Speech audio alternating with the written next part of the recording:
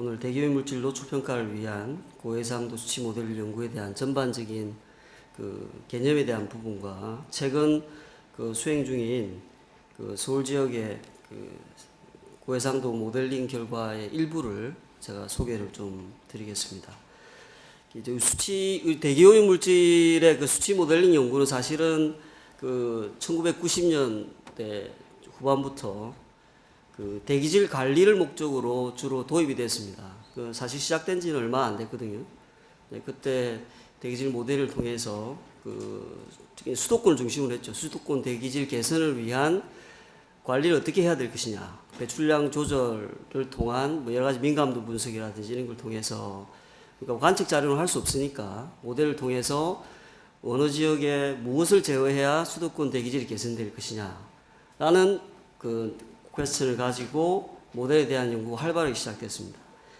그래서 사실은 노출 평가에 대한 부분보다는 매체 중심의 그 모델링의 도입이 상당히 되었다라는 뜻이죠. 그래서 이걸 뭐 참고로 과거에 사실은 이 자동차 아래쪽에 자동차 등록 대수인데 거의 없었습니다. 제가 어렸을 때도 뭐 저희 부모님 차가 없었는데 대부분의 부모님들이 차가 있는 집이 별로 없었죠, 그죠? 그런 90년대 후반 들어오면서 급격하게 이렇게 차량이 증가를 하면서 자, 이 교통량의 증가가 도시 지역 대기질 악화를 만든 제 첫 번째 원인이었거든요. 이런 증가와 함께 지금 이건 뭐 제가 그 환경 통계연감에 있는 자료를 그대로 가져와서 약간 그림의 그 뚜렷함이 좀 덜하지만 하여튼 NO2, 오존 이런 것들이 사실 이게 도시 대기질을 대표하는 오염물질인데, 중에 우리가 일반적으로 알고 계시는 광학스모그의 하나는 전구물질이고 하나는 결국은 이제 광학스모그의 대표적인 물질이죠. 이런 물질들이 이제 지속적으로 이렇게 증가를 하기 시작했습니다. 물론 이제 오존 같은 경우는 지금 과학원에서 보통 연감에 나온 평균 농도를 주로 많이 내는데 사실 평균 농도는 크게 의미가 없습니다, 도시 지역에서는. 그래서 이제 뭐 이렇게 나와 있는 자료를 쓰다 보니 그냥 이렇게 제가 표현을 했습니다만은 오존 경보 일수를 보면은 이제 초반에 2000 초반에 상당히 증가하는 걸 보이시죠. 그래서 이런 현상이 이제 대기오염 물질의 농도가 상당히 증가하면서 이제 모델링에 대한 접근이 상당히 이제 우리 활발하게 시작됐다는 거죠. 최근에는 그 PM10 같은 경우는 이제 농도가 이렇게 감소를 하고 있습니다. 근데 이거는 뭐 이렇게 단순하게 봐서는 안 되고 사실은 이제 기상의 어떤 영향이라든지 그 다음에 대기질 관리 정책에 대한 효과일 부분도 있거든요. 자, 그런 부분에서 자, 개선이 되고 있는 모습을 또 반영하고 있습니다.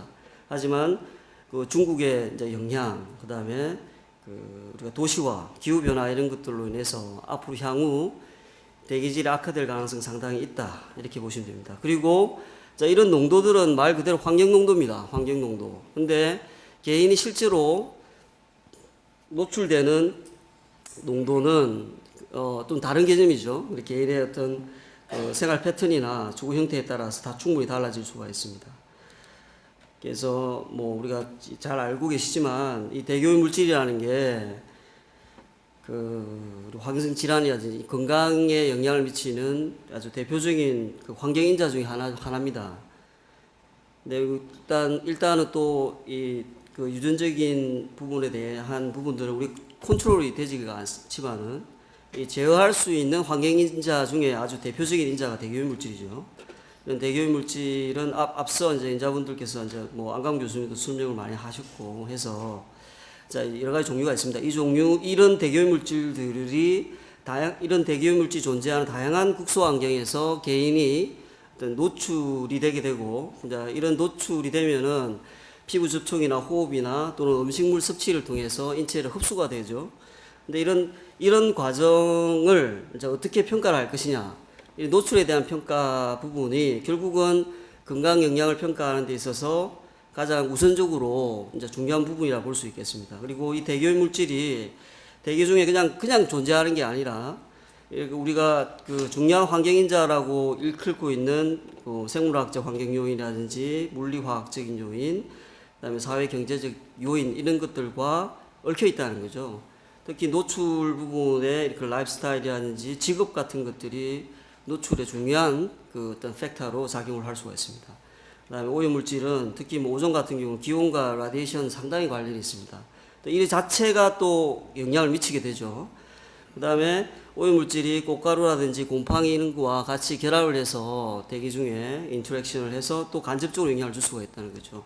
그래서 여러 환경 요인의 어떤 복합적인 그런 아주 그 영향을 통해서 인체에 영향을 줄 수 있다는 겁니다. 그래서 이런 노출에 대한 평가를 어떻게 할 것이냐 이런 부분들이 상당히 중요하다.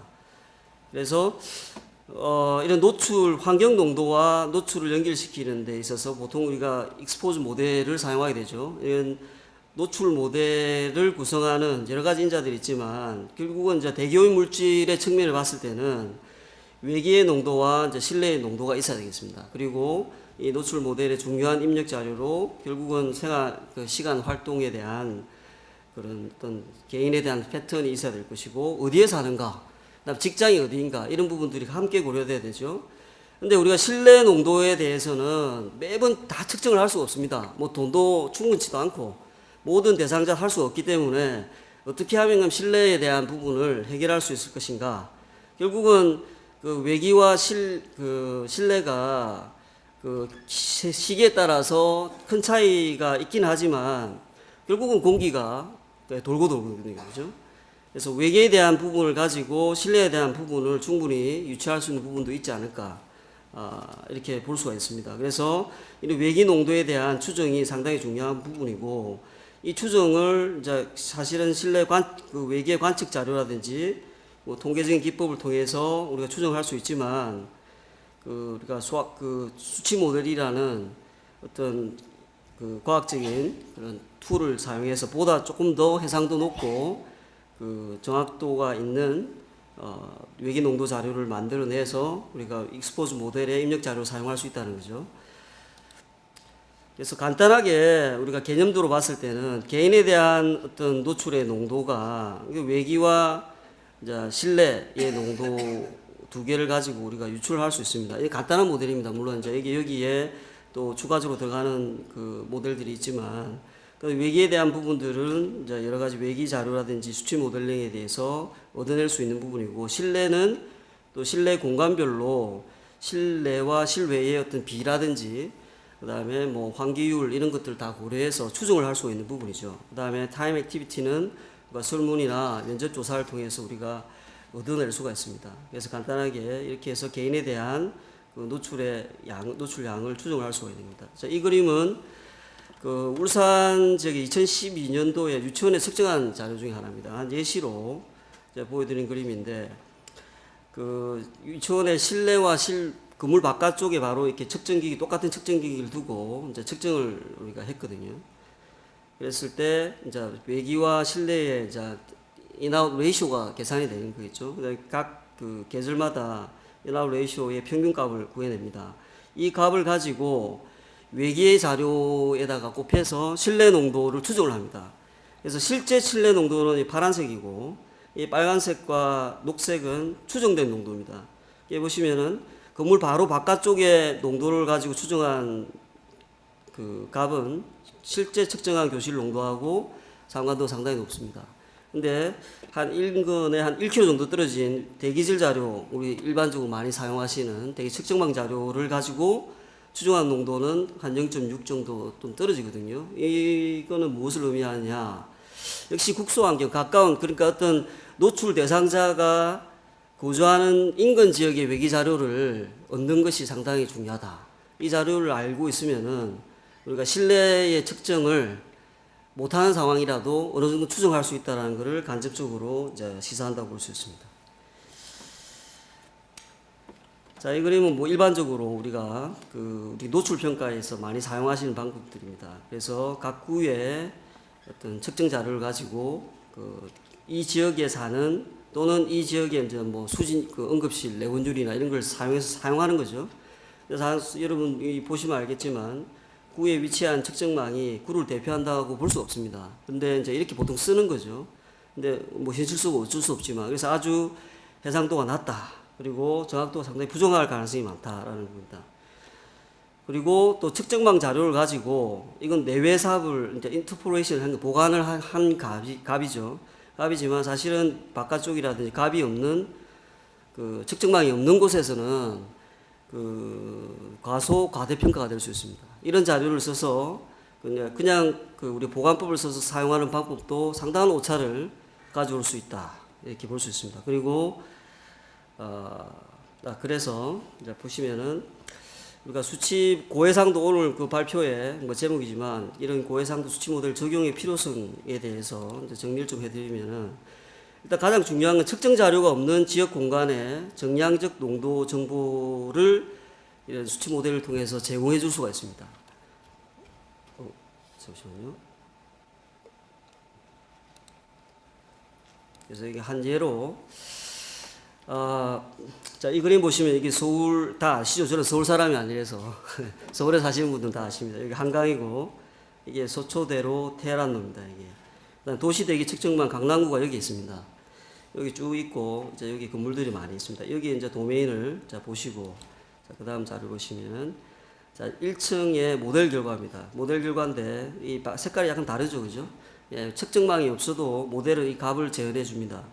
근데 자, 이거 1kg의 결과인데 더 상세하게 된다면은 더 국소환경 외기 자료를 좀 더 얻을 수 있는 거죠. 해상도가 좋아질수록.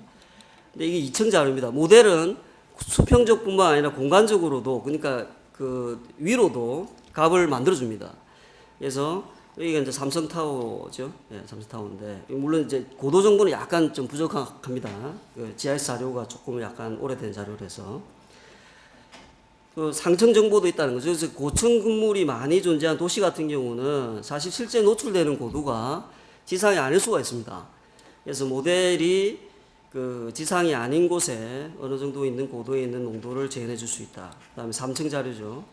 예, 삼성타워에 근무하시는 분들은 지상에 있는 농도가 아니라 그죠? 상당히 위에 있는 농도에 노출되고 있다는 거죠. 예, 물론 이제 그 이상 올라가면 없겠지만. 자, 이래서 이 농도 자료가 이렇게 있는데, 자, 이게 1kg입니다. 1kg짜리 1kg. 보통 그 대기질 수치 모델에 고해상도도 하면 1kg 정도거든요. 네. 배출량도 우리나라 국가에서 캡스 자료를 해서 1kg짜리 배출량을 만들어줍니다. 근데 여기에다가 이제 우리가 조금 더 다른 모델과 결합을 시켜서 조금 더 상세한 200by 200의 결과를 만들어낸다면은 이 영역 안에 만약에 대상자들이 있다면은 조금 더 정확한 해상도 높은 환경 농도를 우리가 만들 수 있다라고 볼 수 있습니다. 이는 관측의 예입니다. 이거는 모델 값만 가지고 이제 이야기하기보다는 실제로 서울 지역에 이제 관측된 아주 오래된 일인데 제가 대학원 다닐 때 이게 저는 아닙니다. 저는 아니고 제 후배인데 같이 가서 측정을 한 적이 있습니다. 이게 지금 풍선 보이시죠? 이게 이제 이 밑에 오존 존대입니다. 하나에 그때 당시에 100만 원 정도 하면 100만 원.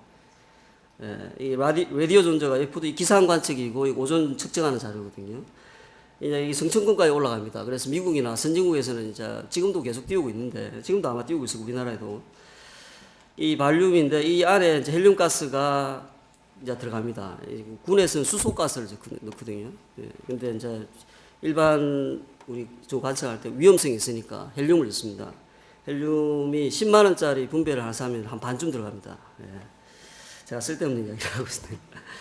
하여튼 이걸 띄워서 이제 측정을 한 건데, 그러니까 예전에 뭐 논문이 나온 것도 있습니다. 자, 이렇게 재미난 결과, 물론 이제 이거를, 저는 이제 대기 환경을 전공했으니까, 뭐 이런 부분에 대해서는 뭐 잘, 어느 정도는 여기 계시는 분들, 물론 이제 저보다 잘 하시는 분도 있겠지만, 이런 공간적인 개념은 사실 잘 없으시다고 제가 생각이 됩니다. 오존 같은 경우는 보시면은 보통 지상에 측정망이 있습니다. 이게 야간이고 이게 주간이라고 보시면 돼요. 야간에는 거의 뭐 10이 안 되죠. 이 측정망 자료 보면은 야간에는 거의 서울 지역의 농도, 오존 농도가 거의 제로에 가깝습니다. 그러니까 이거는 야간에 주로 교통에서 NO가 나와서 NO에 의한 타이트레이션에 의해서 오존 농도가 없어지는 거거든요. 오존이. 제로인데 조금만 올라가면은 제로가 아닙니다. 상당히 높습니다. 그래서 이 위쪽만 보세요. 위쪽. 거의 같고 아래쪽 대기 경계층에 대해서 이 부분만 크게 바뀌는 거예요. 낮이 되면 확 상승하죠. 그리고 이 오존의 예지만 고도가 증가할수록 어느 고도 계속 상승을 합니다. 농도가. 그래서 지상과 약간 위 수십 미터는 농도가 상당히 다르다는 겁니다. 이게 오존의 예고 낙스나 다른 휘발성 유기화물도 여전히 마찬가지입니다. 차이가 있습니다. 자, 이런 부분들도 우리가 모델을 이용하는 장점이다. 이렇게 볼 수 있는 거죠. 그래 이걸 측정을 할 수 없잖아요, 그죠? 할 수 없으니까 모델을 통해서 얻어내는 자료와 만약에 주거 공간이 아파트라든지 고층 빌딩이 밀집되어 있는 곳에 어떤 환경역학 연구를 한다고 했을 때 층별 정보에 의해서 약간씩 층별 정보에 따라서 노출되는 농도가 우리가 다르게 할 수 있다는 거죠. 네. 그렇습니다. 그 다음에 우리가 필요성의 두 번째는 그 고해상도 환경 농도의 평균 자료를 얻을 수 있습니다. 그래서 측정을 할 때 우리가 보통 뭐 국소 공간에서 측정을 할 때 보통 몇 개월 정도 이상은 잘 못하거든요. 어떨 때는 한 번 하고 실내 측정 한 번 하고 그냥 그 개인의 어떤 노출로 평가해 버리는 경우가 많거든요. 근데 모델은 그 어떤 평균 자료를 얻을 수 있습니다. 예.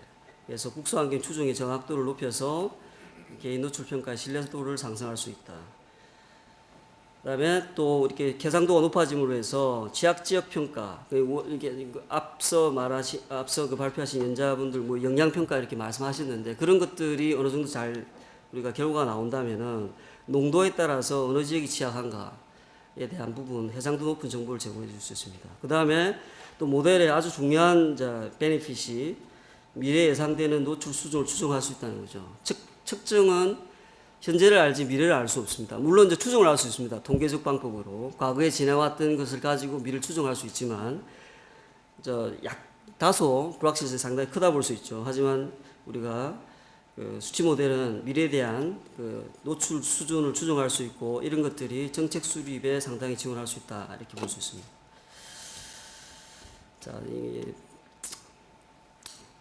자, 지금부터는 서울 지역의 CMAC 칼프프 모델링 결과를 일부 보여드리겠습니다. 이 부분은 지금 삼성 서울병원의 안강무 교수님께서 PI로 하고 계시는 그 과제하고 관련이 있습니다. 그리고 이게 키스트의 백인환 박사 단장님하고 그 성균관대학교의 또 조혜영 교수님하고 같이 그 공동으로 연구하고 있는 부분의 이제 일부 내용일 수도 있습니다. 예,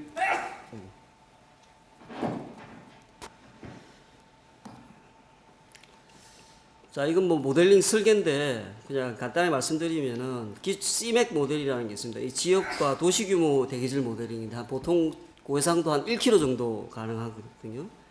자, 이런 CMAC 모델링을 통한 그 어떤 결과가 CMAC 모델링의 결과가 어느 정도 해상도 개인에 대한 노출 평가에서 좀 약간 다소 부족한 부분이 있기 때문에 칼프프라는 그 확산 모델링과 결합해서 해상도를 좀 높이는 거죠.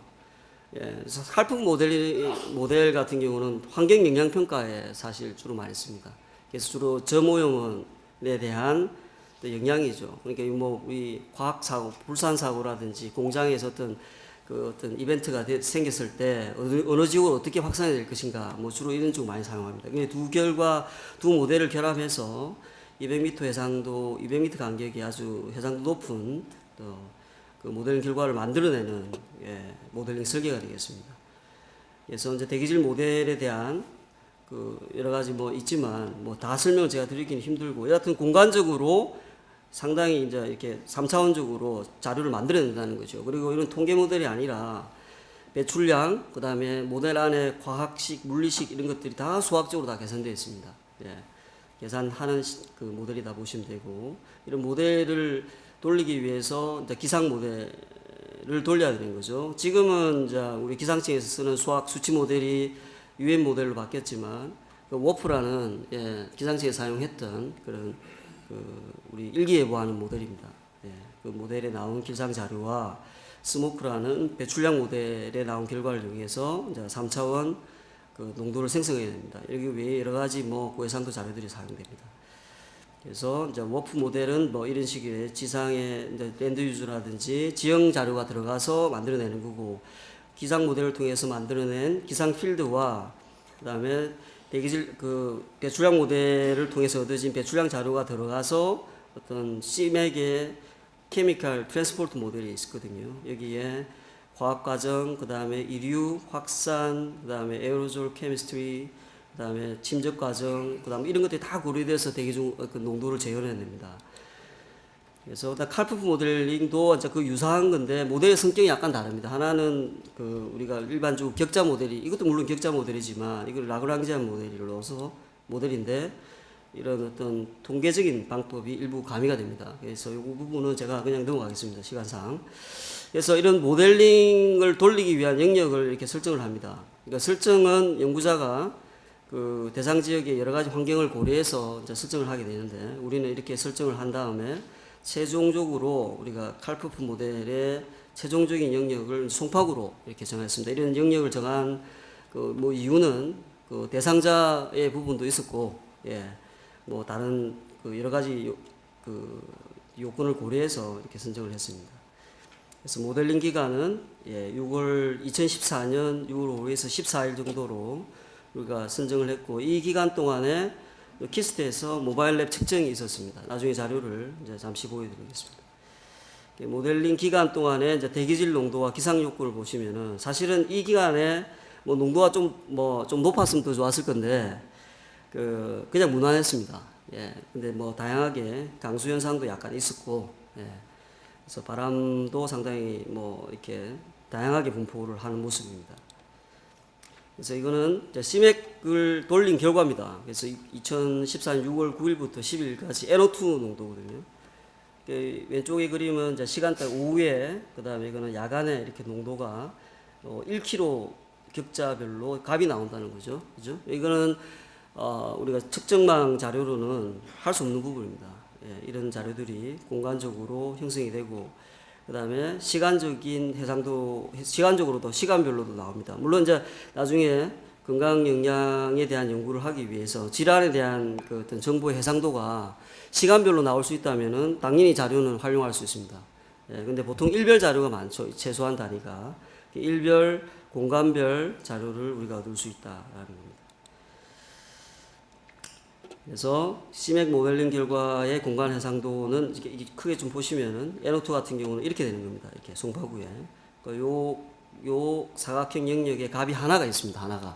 근데 대기질 측정망은 한 이쯤에 있거든요. 이쯤에 있으면은 이 모든 영역이 같은 값이 되는 거죠. 근데 우리 수치 모델을 통해서 어느 정도의 해상도를 높일 수가 있다는 겁니다. 이게 1kg 값이고, 자, 여기에서 이제 좀 더 우리가 해상도를 높이기 위해서 칼프프 모델을 같이 결합을 시키는데, 칼프프 모델을 위해서 상세한 도로 배출량 산정을 우선 수행을 했습니다. 이거는 2013년 서울시 도로교통량 측정 자료로 공간에다가 이렇게 뿌리고, 그다음에 베리오그램이라는 자료 간의 어떤 연관성을 잘 나타내는 지표, 베리오그램을 설정한 다음에 아크지아이에스에서 정규 크리깅 보관법을 이용해서 우리가 전체적인 교통량을 예측합니다. 교통량을 예측한 다음에 송파 영역의 격자 교통량 추정을 하고, 서울시 차량 등록 차종비를 적용해서 격자별 차종별 교통량을 산정합니다. 그래서 이 산정하는 식은 과학원에서 나와 있는 식입니다. 그래서 결국은 이제 조금 더 상세한 교통량을 이제 산정한 다음에 칼프프를 돌리게 되는 거죠. 자, 이 그림은 서울시 도로 교통량에 대한 그림이 되겠습니다. 자, 이런 교통 정보를 가지고 이 지역에 우리가 교통량을 추정을 하게 됩니다. 이런 식으로 해서 추정을 하게 되고, 도로 격자만 추출해서 모델링에 입력 자료로 사용하게 되는 겁니다. 사용해서 이제 돌린 결과거든요. 이제 칼프프 모델을 돌려보니까 이제 앞서 보여드렸던 CMAC 결과와는 다르게 이 사각형 1km 안에 영역 안에 상당히 경도가 이렇게 나타나는 걸 보이시죠.